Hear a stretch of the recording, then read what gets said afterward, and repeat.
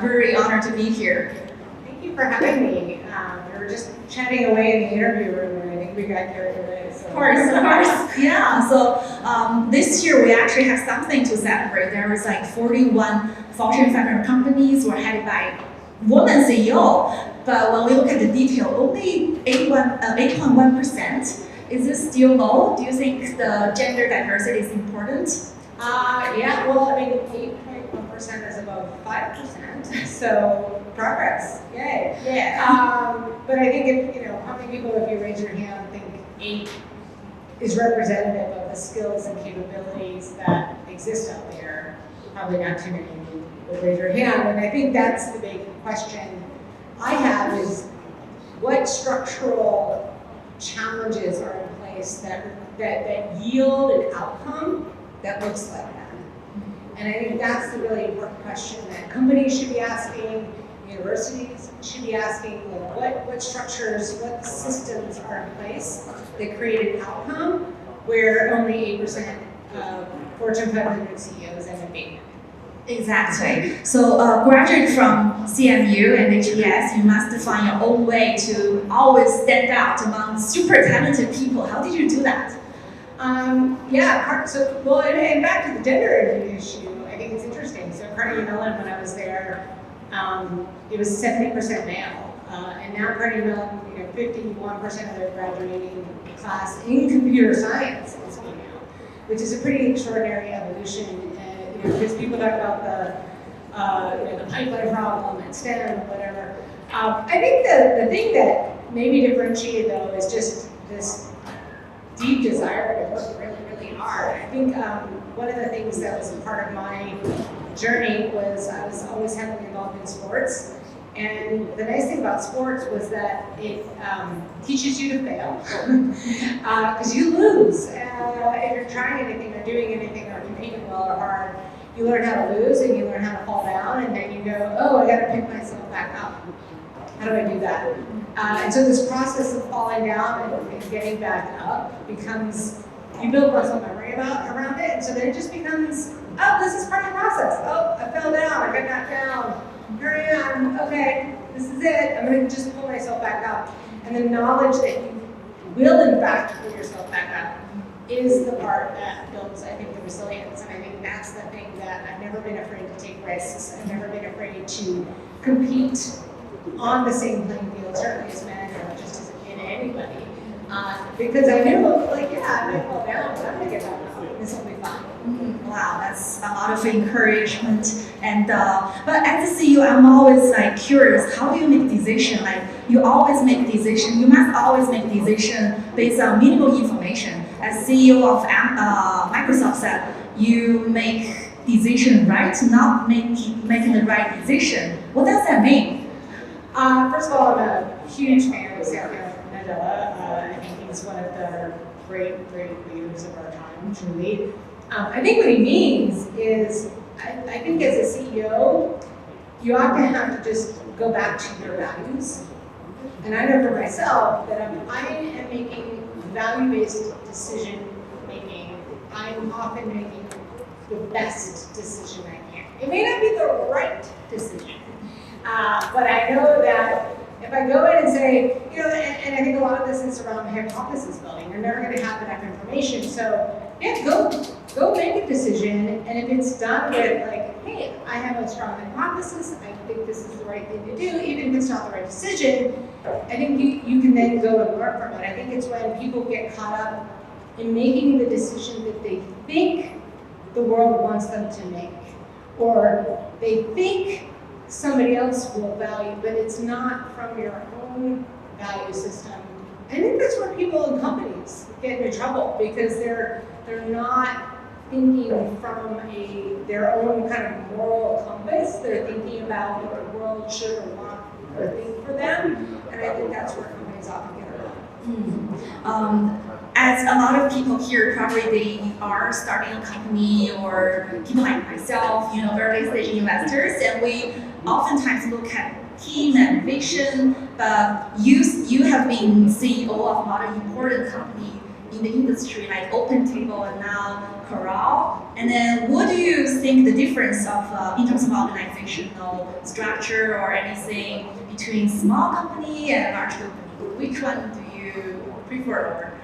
Well, I think first of all, every big company started out as a small company. And so if you can't make your small company become a big company, you'll never have to face those problems. So I think, we talk about Horizon 1, Horizon 2, Horizon 3.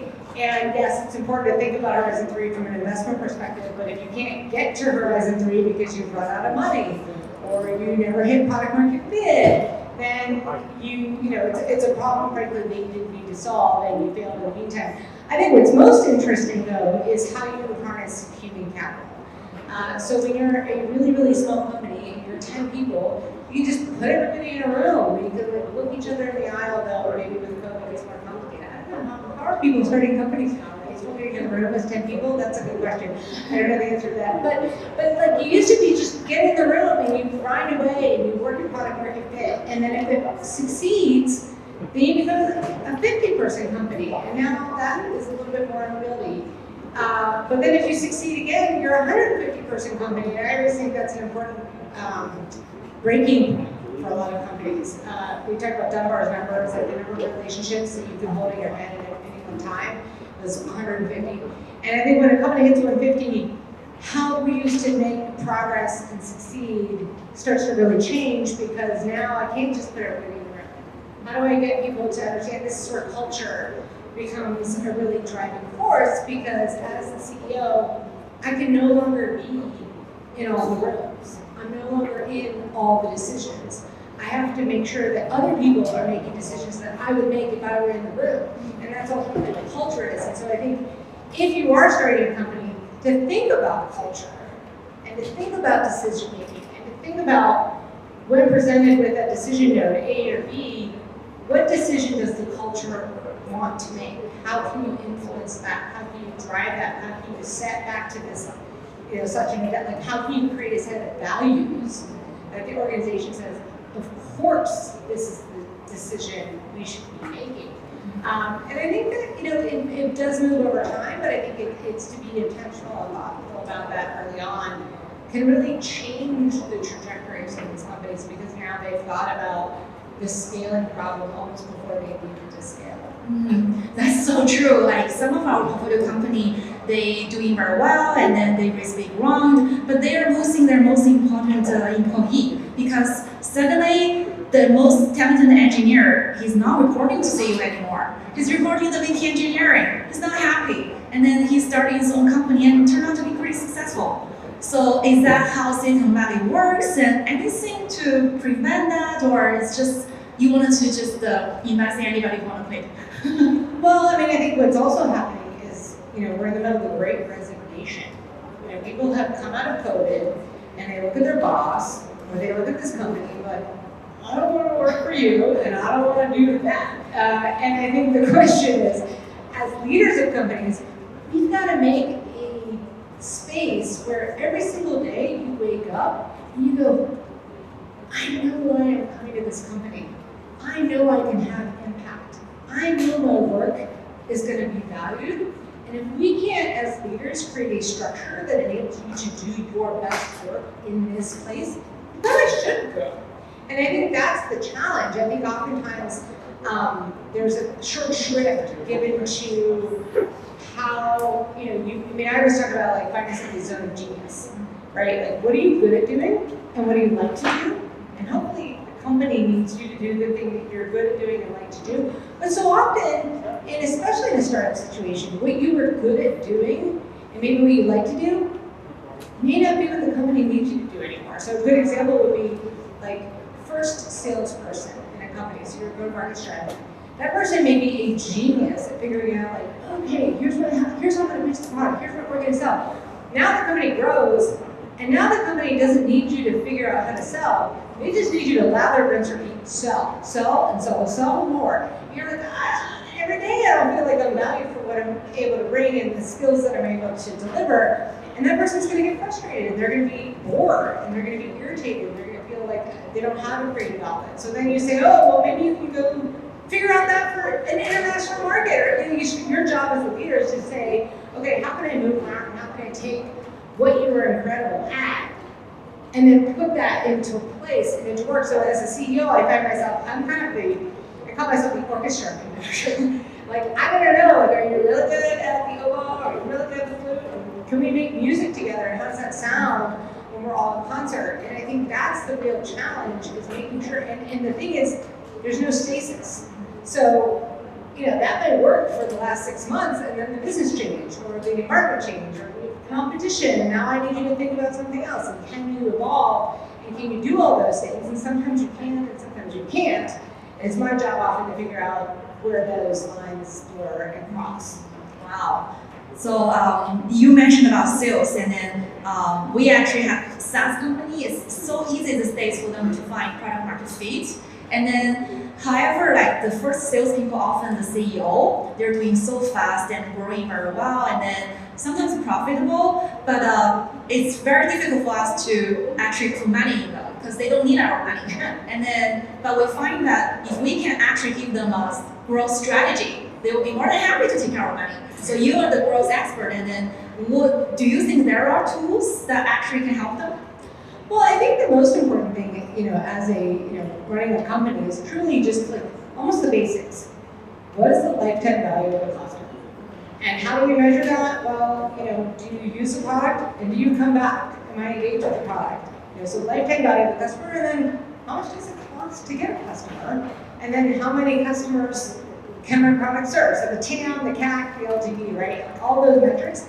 And it's like, if I can take on money and I can go out and buy or sell or market to a number of companies within a defined amount of acquisition, I should take your money. Because instead of being a 20 million ARR company, I could be a 100 million ARR company, and I could be a 500 million ARR company. And so really understanding and recognizing the power of your unit economics. A lot of times though, companies don't get the TAM part right.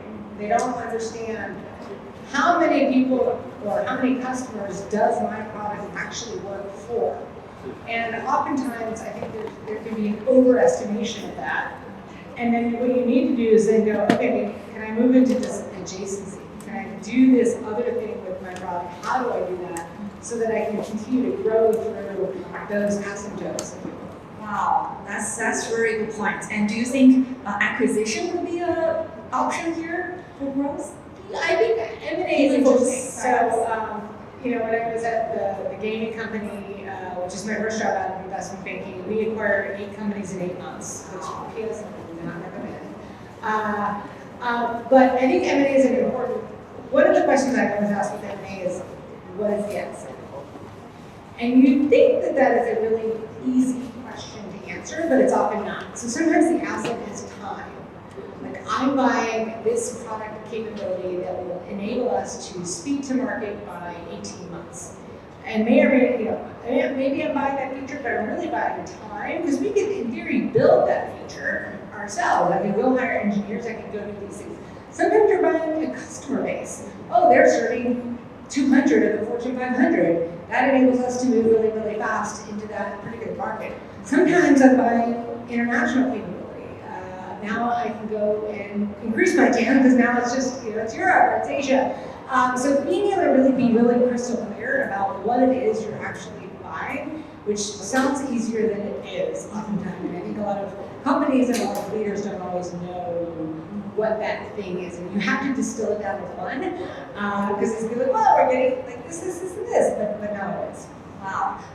In 2012, Facebook always say DDD, data-driven decision making, and there are so many people in the audience, they wanted to get into data science. And then as a CEO of large organization, do you use data scientists?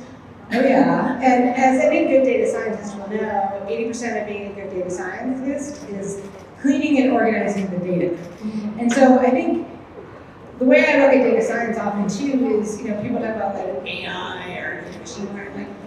What makes incredible data science is having differentiated data and then being able to understand what the power of that data ultimately can result in.